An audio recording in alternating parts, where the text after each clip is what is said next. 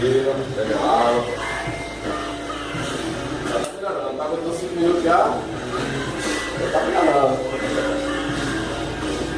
Agora você tá abraçando muito a cabeça aqui, ó. Não.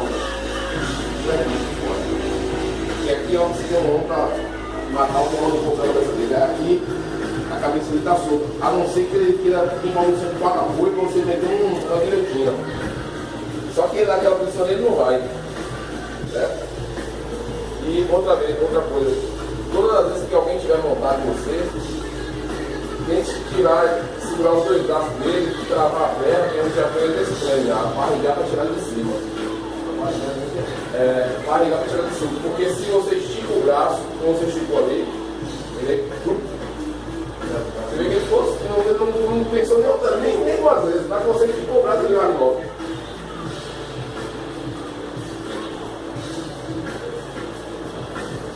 Agora acho que uma das posições mais difíceis é a montada. É a montada. Mas às vezes não é. Entendeu? Porque a posição montada, Também um cara. mas assim você pode até fazer em casa. Bacana. Você pode estar arrumando uma lapela. Essa posição aqui, ó, como se estivesse lavando a perna dele. Né? E aí você vai estar fazendo isso aqui, ó. Olha para o lado e barriga. Olha para o outro.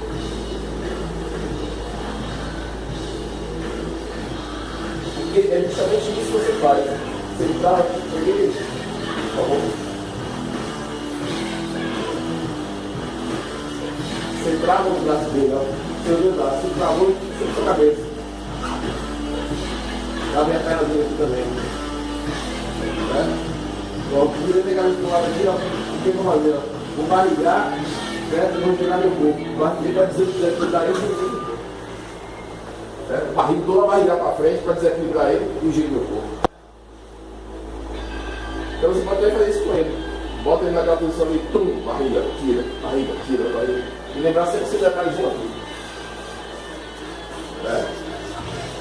De travar o braço, ó, puxa do lado da sua cabeça vira para o lado. Trava a perna, aqui, esse detalhezinho, de travar o pé, pronto. Aí você vai dar uma barriga, né? E joga para o lado. Barriguinha e para o lado. Essa barrigada que você dá, você quiser aqui para ele.